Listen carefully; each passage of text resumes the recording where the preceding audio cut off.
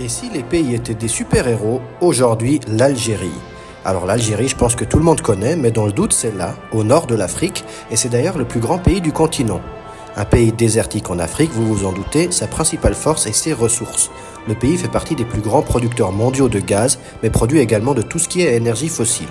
Dû à sa puissance militaire, le pays est également une puissance régionale et peut compter sur une population jeune.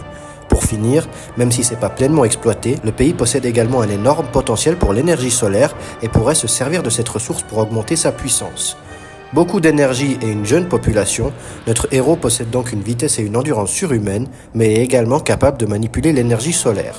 Pour ce qui est des faiblesses, comme l'économie du pays dépend énormément de la vente d'énergie au marché global, elle reste très dépendante des prix globaux qui peuvent varier au-delà de son pouvoir. L'Algérie est également affaiblie par un taux de chômage particulièrement élevé, surtout chez les jeunes, mais aussi une bureaucratie lente, mal organisée et corrompue, tout ça ayant pour conséquence un développement local très inégal, que ce soit en termes de région ou de secteur. Le pays a également un très faible nombre de touristes, ce qui est un choix mais qui reste tout de même une faiblesse. Notre héros a donc des capacités très inégalement développées au-delà de ses pouvoirs et est très difficile à mettre en action, en plus de ne pas avoir grand-chose à faire.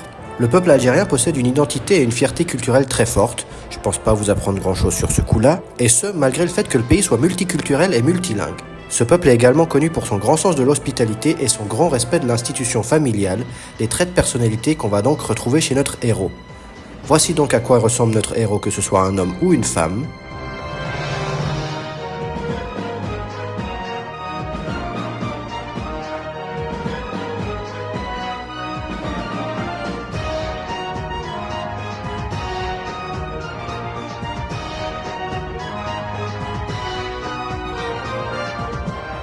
Et en se basant sur les noms et prénoms les plus communs en Algérie, son identité secrète est Karim Saïdi si c'est un homme et Fatma Saïdi si c'est une femme.